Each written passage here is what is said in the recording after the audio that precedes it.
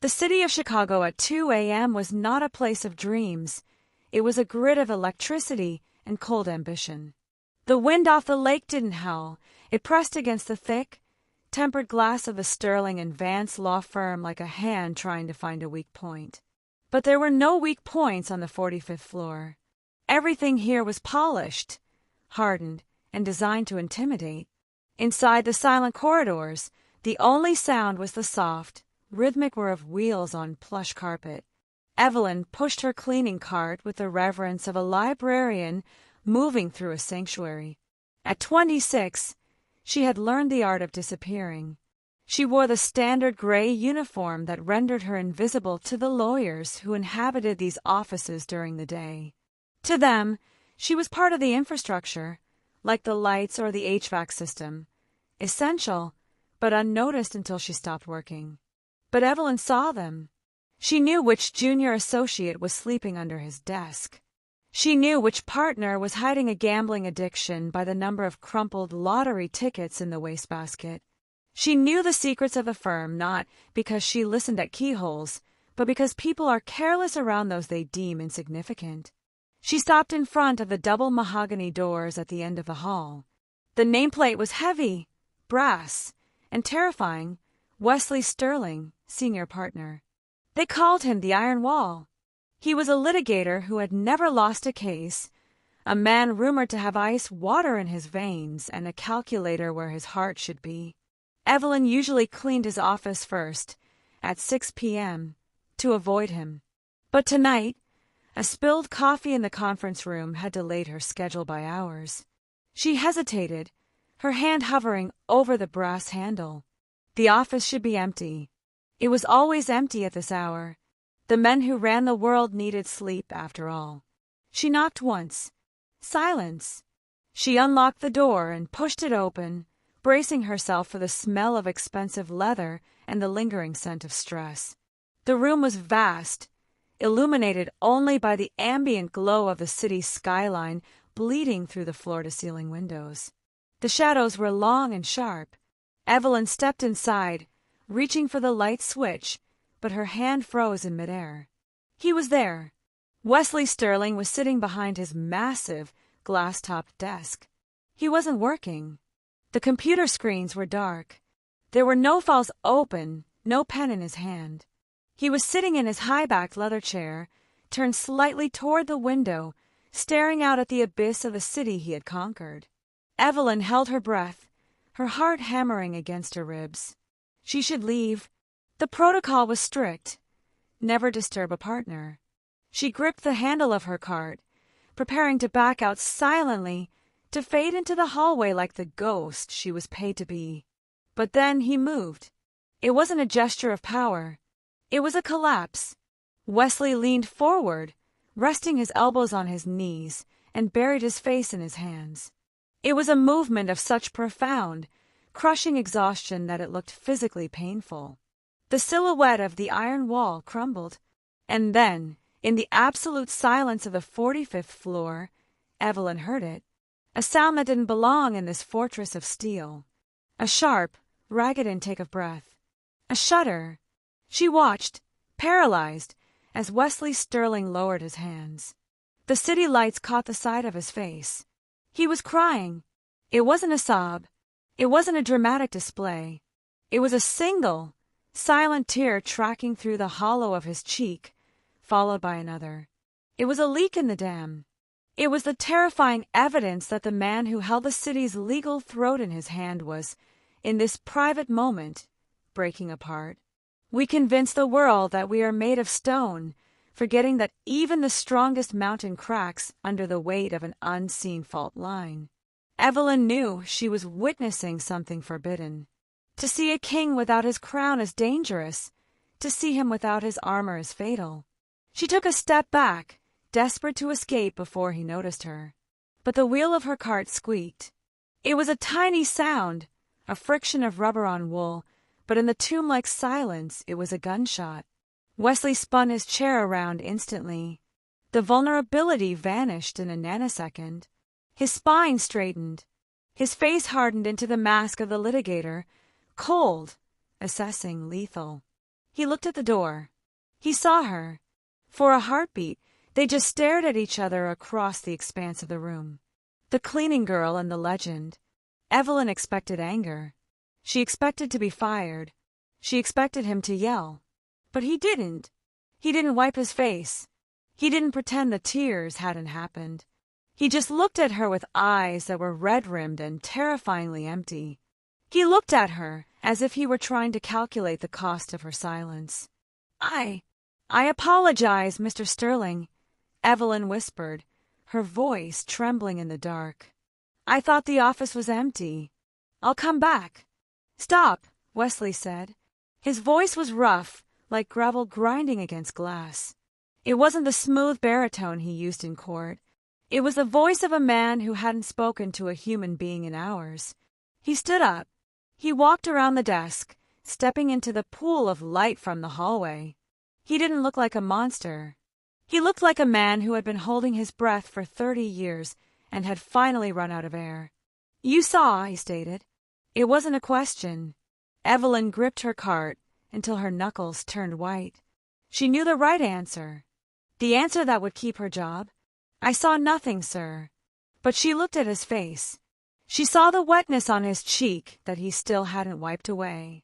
And something in her, some stubborn, honest part of her soul that refused to lie, wouldn't let her say the words. "Yes," Evelyn whispered, meeting his gaze. "I saw." The air in the room shifted. It became heavy, charged with a sudden, dangerous intimacy. Wesley took a step closer, and for the first time, the invisible barrier between the mahogany desk and the cleaning cart was shattered, leaving them standing on the same fragile ground. The confession hung in the air, fragile and terrifying. "Yes, I saw." Wesley Sterling did not recoil. He did not issue a non-disclosure agreement, nor did he pick up the phone to call security. He simply exhaled, a long, shuddering release of breath that seemed to deflate the tension in his shoulders. He looked at Evelyn, really looked at her, perhaps for the first time in the 3 years she had been polishing the surfaces of his life. "Most people would have lied," Wesley said quietly. He walked back to his desk, not to sit behind it, but to lean against the edge, crossing his arms over his chest. The posture was defensive, but his eyes were open. In this building, truth is usually the first casualty. "I'm not a lawyer, Mr. Sterling," Evelyn replied, her hands still gripping the handle of her cart as if it were an anchor keeping her from drifting away. "I just clean up the mess." "The mess," Wesley repeated, a ghost of a smile touching his lips. It was a bitter, jagged thing. "I'm afraid some stains don't come out with ammonia, Evelyn." He knew her name, or perhaps he had just read it off the ID badge clipped to her gray uniform. Either way, the sound of it in his mouth felt intimate, a breach of the unspoken contract that kept them in separate universes. He gestured to the room. "Please, finish. Don't let my moment of weakness interrupt the schedule." Evelyn hesitated, then nodded. She moved into the room. She began to wipe down the conference table, her movements efficient and practiced. The silence returned, but it had changed texture. It wasn't the empty silence of a void. It was the companionable, heavy silence of a confessional. Wesley watched her. He didn't return to his work. He watched the way her hands moved, the way she carefully lifted a crystal paperweight and placed it back in the exact same millimeter of space. He watched the focus in her eyes, a quiet dignity that he found unsettlingly grounding. For the next 2 weeks, the routine shifted. Evelyn stopped trying to avoid his office. She arrived at 2 a.m., and he was always there. He was no longer the iron wall, staring blindly at briefs. He was waiting. He never spoke much. Sometimes it was just a nod. Sometimes he would move a stack of files so she could dust the mahogany underneath. These small gestures, the yielding of space, the acknowledgement of her presence, felt monumental in a world built on hierarchy. One Tuesday night, the rain was lashing against the glass, blurring the city lights into streaks of neon and gray. The atmosphere in the office was suffocating. Wesley was pacing, his tie undone, a glass of amber liquid in his hand. Evelyn entered, the hum of her cart announcing her. "Do you ever wonder," Wesley asked, stopping in front of the window, his back to her, "what it would be like to just walk out? To leave the door unlocked and never come back?" Evelyn paused in her dusting. She looked at his reflection in the glass. He looked trapped, a king in a tower, starving to death. "Every night," Evelyn answered softly. "But then I remember my rent is due on the 1st. Wesley turned. The stark reality of her words seemed to cut through his philosophical brooding. He looked at her uniform, at her worn shoes, and then down at his glass of 50-year-old scotch. The contrast was sharp enough to draw blood. "I apologize," he said, his voice rough with shame. "I forget that for some, the cage is made of necessity, not ambition." "Ambition can be a cage too, Mr. Sterling," Evelyn said, daring to meet his gaze. "Just a more comfortable one." Wesley stared at her. The air between them crackled. She had challenged him. She, the invisible woman, had looked at the architecture of his life and called it a prison. He walked over to the small bar cart in the corner. He poured a glass of water, not from the tap, but from the crystal pitcher. He walked across the room and held it out to her. It was a simple gesture, a glass of water, but in the context of the Sterling and Vance law firm, it was a revolution. Partners did not serve the cleaning staff. Evelyn looked at the glass, then at his hand.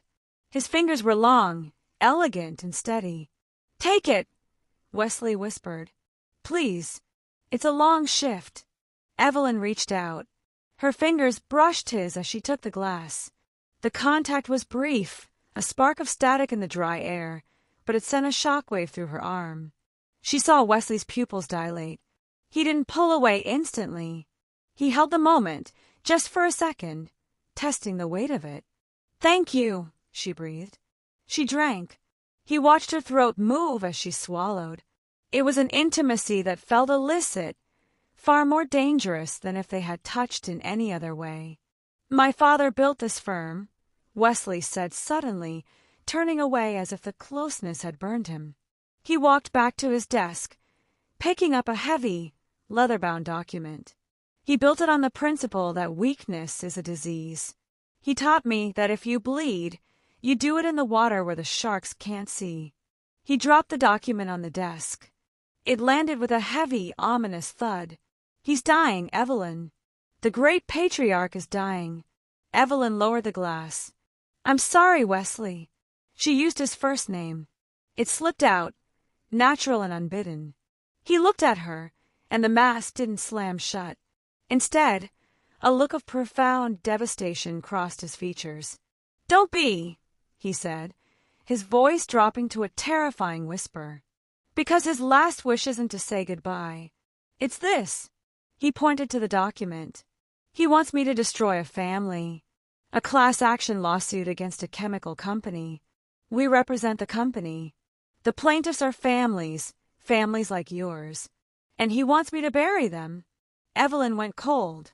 She looked at the document, then at the man she was beginning to see beneath the armor. "And will you?" she asked.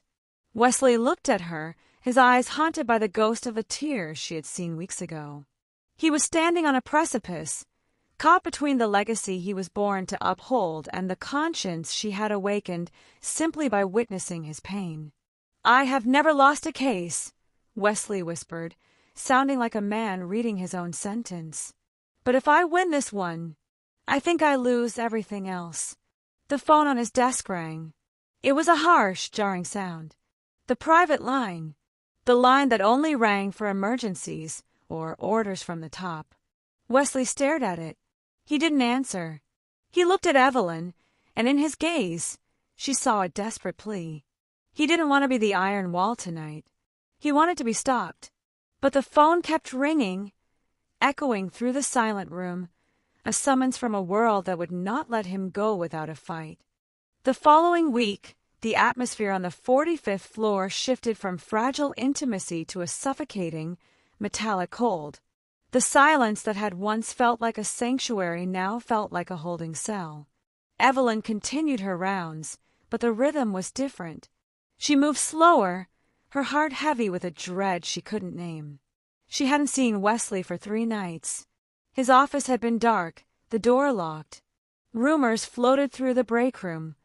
Whispers about the senior partner spending his days at the hospital, about the fierce, shark-like negotiations happening in the boardroom regarding the Vance chemical lawsuit. On Thursday, the door was open. The lights were blazing.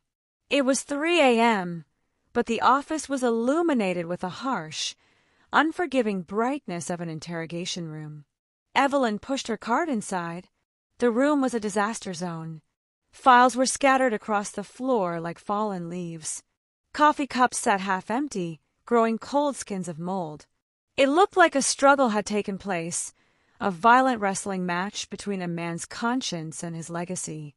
Wesley was there. He was standing by the window, his forehead pressed against the cold glass. He was wearing the same suit he had worn the day before, rumpled now, the tie discarded on a chair. He didn't turn when she entered. He didn't offer the quiet nod of acknowledgement that had become their secret language. "You shouldn't be here," Wesley said. His voice was dead, flat. It lacked even the gravelly texture of exhaustion. It was simply empty. "I can leave," Evelyn whispered, stopping the cart. "I just saw the light." "The light," Wesley scoffed, a dry, humorless sound. "There is no light in here, Evelyn. Only electricity." He turned around. His face was gray, his eyes sunk deep into shadow. He looked like a man who had survived a crash but wished he hadn't. He walked to his desk and picked up a thick document. It was bound in blue legal backing, stamped with the official seal of the court. "It's done," he said, tossing it onto the mahogany surface. It landed with a slap that echoed like a physical blow. "The motion to dismiss. I filed it an hour ago. We buried them." Evelyn felt the blood drain from her face. The families, the people who had been poisoned, the people who lived in neighborhoods like hers, the people who didn't have glass towers to hide in. He had buried them. "You said," Evelyn started, her voice shaking. "You said it was wrong. You said you didn't want to destroy them." "I said my father wanted me to destroy them," Wesley corrected, his voice hardening, the iron wall sliding back into place to protect the ruins of his soul. "And tonight, my father went into cardiac arrest. He is on a ventilator. The board told me that if I didn't close this case, they would vote him out before he even died. They would strip him of his legacy while he was unconscious." He looked at her, begging her to understand the impossible math of his world. "I couldn't let him die a failure, Evelyn. I had to choose. The family I have, or the strangers I don't know. We tell ourselves that we are making the hard choice for love, when in reality, we are just too cowardly to walk away from the expectations of the dead." Evelyn looked at the blue folder. It wasn't just paper. It was a weapon, and he had pulled the trigger. "They aren't strangers," Evelyn said, her voice rising, trembling with a sudden, fierce anger. "They are people. People who trust the law to protect them from men like you." "Men like me," Wesley repeated. The words hit him. He flinched imperceptibly. "Yes, that is exactly who I am. I am a Sterling. We win. That is what we do." He walked around the desk, opening a drawer. He pulled out a white envelope. He held it out to her. "I want you to take this," Wesley said. "What is it?"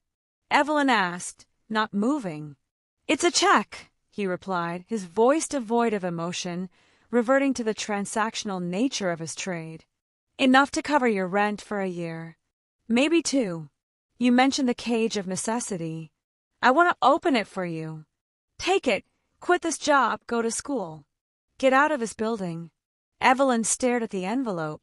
It was thick. It was probably more money than she had ever seen. But it wasn't a gift. It was a dismissal. It was hush money for her soul. He was trying to buy his way out of the guilt he felt when he looked at her. He couldn't fix the lawsuit. So he was trying to fix the cleaning lady. You think you can pay me to stop looking at you like that? Evelyn whispered. I think, Wesley said, his hand trembling slightly, that you deserve better than to clean up after monsters. Take it, please. Evelyn looked at his hand.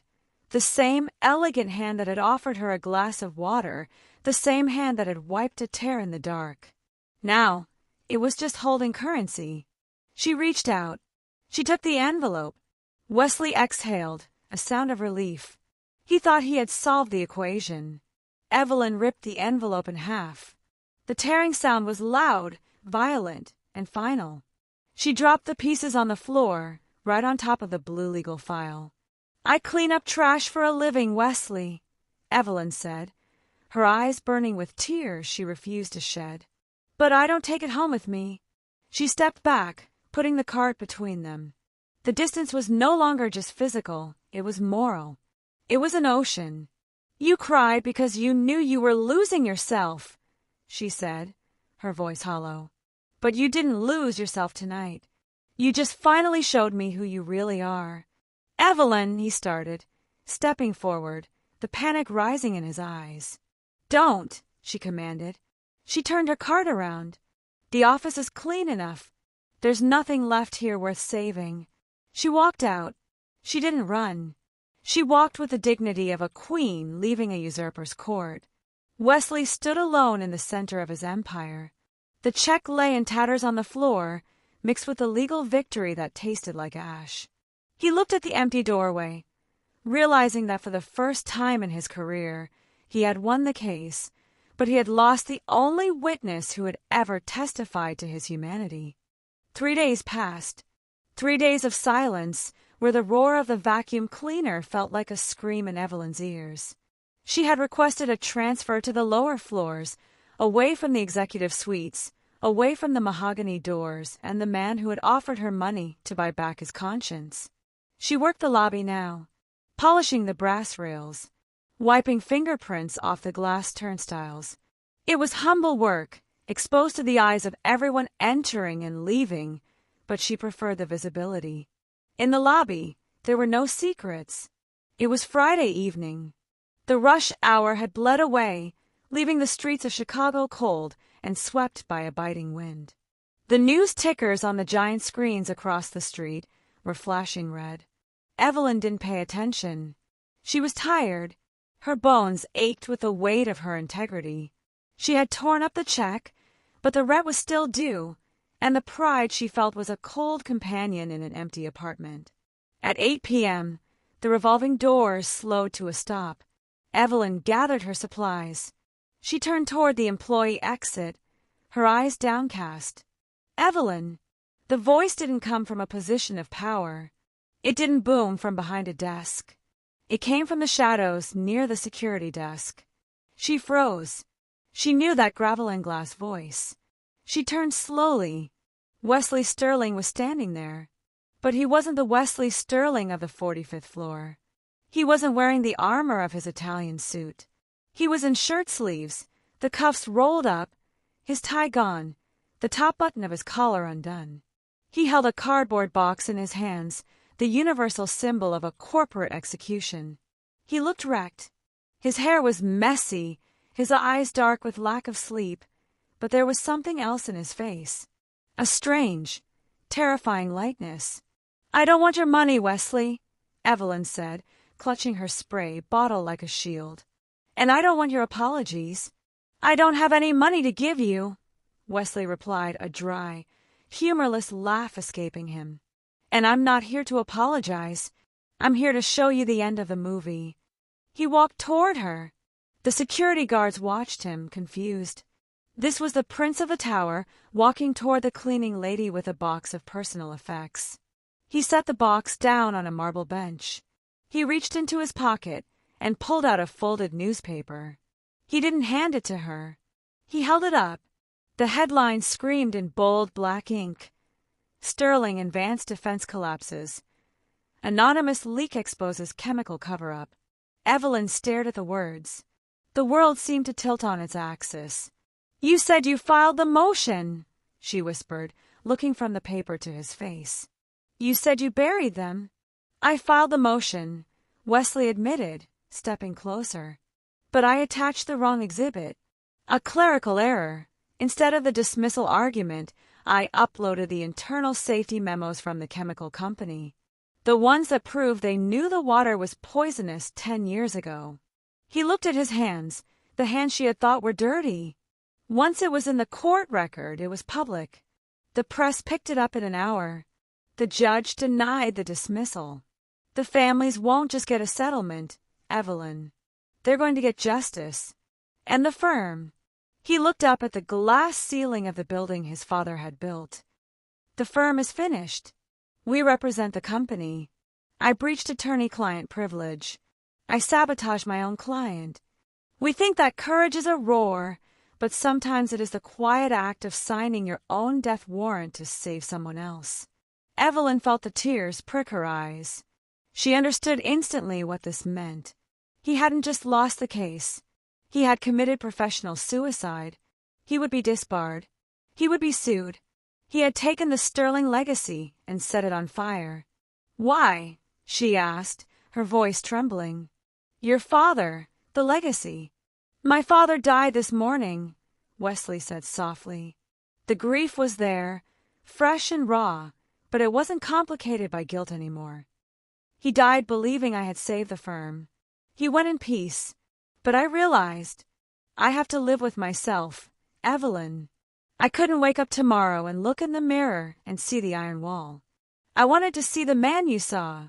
He took a step closer, invading her personal space, but this time she didn't retreat. You told me I didn't lose myself, Wesley whispered. You were wrong. I did. But tonight, I think I found the way back. You lost everything, Evelyn said, looking at the cardboard box. Your career. Your reputation.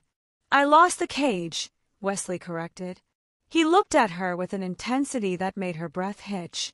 I lost the office with the view of the people I was hurting. And in exchange, I got the truth. It seems like a fair trade. The tension in the lobby was palpable. He was standing before her, stripped of his titles, a king who had abdicated his throne because a cleaning lady had reminded him what honor looked like. So what happens now? Evelyn asked. Where do you go? I don't know, Wesley admitted. He looked scared. It was the first time she had seen fear on his face since that night he cried. But this fear was different. It was the fear of the unknown, which is the twin sibling of freedom. I have never been anything but a lawyer. I don't know who Wesley Sterling is without the suit. He looked at her, his eyes searching for an answer she wasn't sure she had. I was hoping, he said, his voice dropping, that maybe I could start by walking you home. If you'll let me. Evelyn looked at the man who had destroyed his life to save strangers. She saw the ruins of his empire in the cardboard box. But she also saw the light in his eyes, a light that wasn't artificial, wasn't reflected from the city skyline. It was his own. She slowly unclipped her ID badge. She placed it on the card. My shift is over, Evelyn whispered. She didn't smile, not yet.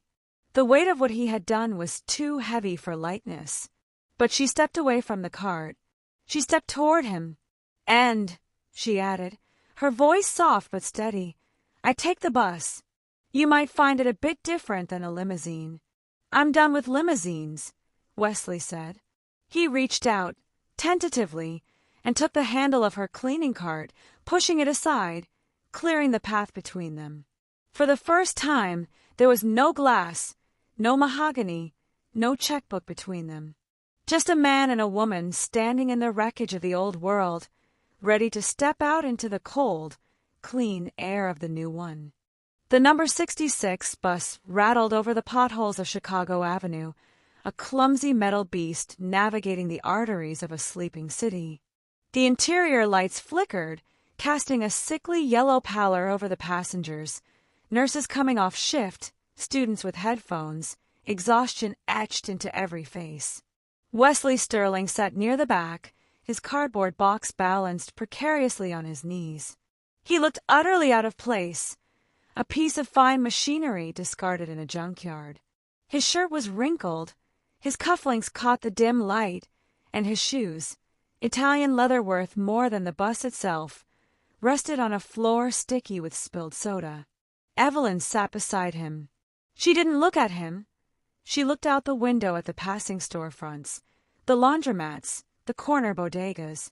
This was her world. It was messy, loud, and struggling. 4 years, she had traveled this route feeling small, feeling like the dust she swept up in the skyscrapers. But tonight, with the former king of the city sitting next to her, the view felt different. It felt real. "You keep looking at them," Evelyn whispered, nodding toward the other passengers. "Like you've never seen people before." Wesley turned his gaze from a sleeping mother clutching a grocery bag. His eyes were wide, stripped of the cynical glaze of the courtroom. "I haven't," he admitted, his voice low, barely audible over the hum of the engine. "From the 45th floor, people are just data points. Risks. Liabilities. Plaintiffs. Down here, they are just tired." He looked down at his box. Inside were a few framed diplomas, a silver pen set, and a picture of his father, the man whose legacy he had just incinerated. "I'm terrified, Evelyn," Wesley confessed. It was the second time he had been truly vulnerable with her, but this time there were no tears. Just a stark, brutal honesty. "I don't know how to survive in a world I can't control. Tomorrow, the Bar Association will come for my license. The firm will sue me. I am walking into a firing squad." Evelyn reached out. She placed her hand on top of his, not on his skin, but on the edge of the cardboard box. She steadied the burden he was carrying. "You aren't walking into a firing squad," she said firmly. "You are walking out of a war. There's a difference." The bus hissed to a halt at the corner of Clark and Division.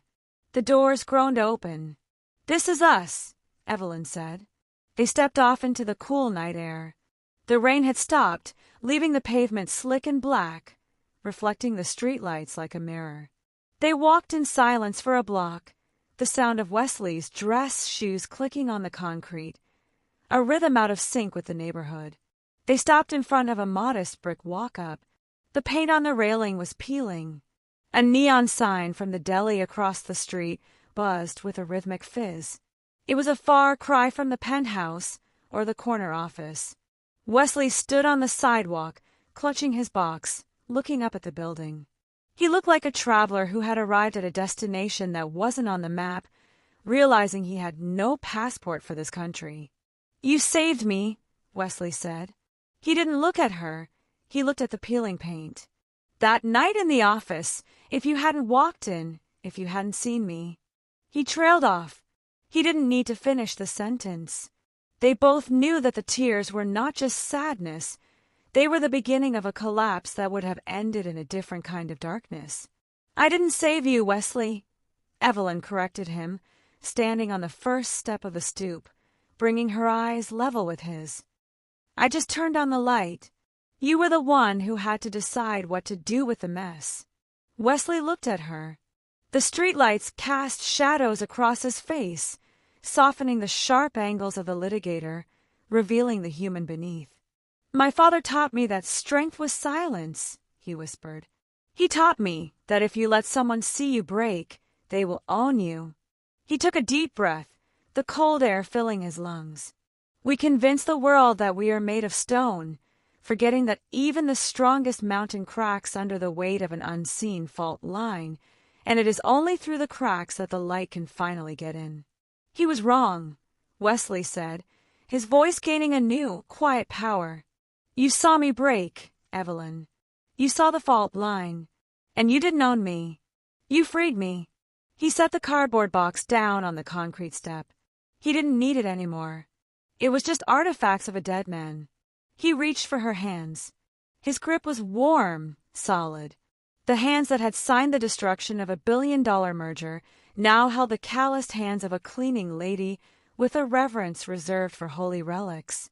"I don't have a plan," Wesley said, searching her eyes. "I don't have a title. I don't have a fortune. All I have is the truth." "The truth is expensive," Evelyn warned him, a small, sad smile touching her lips. It costs everything. I know, Wesley replied. But looking at you right now, I think I got a bargain. He leaned in. It wasn't a desperate grab for comfort. It was a slow, deliberate gravitation. When he kissed her, it didn't taste like a fairy tale. It tasted like the city rain, like exhaust and ozone, like fear and hope. It was a kiss between two survivors standing on the ground floor of a new life. Narrator.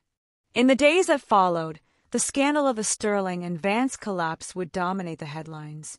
There would be lawsuits. There would be hearings. Wesley Sterling would never practice law in a glass tower again. But that night, on a quiet street corner in Chicago, none of that mattered. Wesley pulled away, resting his forehead against hers. He closed his eyes, not to hide but to feel. He realized that for 30 years he had been blind. He had looked at the world through the distortion of expensive glass, seeing only reflections of his own ambition. Now, standing in the shadow of a walk-up, with empty pockets and a ruined reputation, he finally had 20/20 vision. He opened his eyes and looked at the woman who had scrubbed the floors of his ivory tower. He didn't see a uniform. He didn't see a background character. He saw the architect of his redemption. She saw him cry once, in the silence of a room built to hide weakness, and that single moment of visibility was enough to shatter an empire and build a man.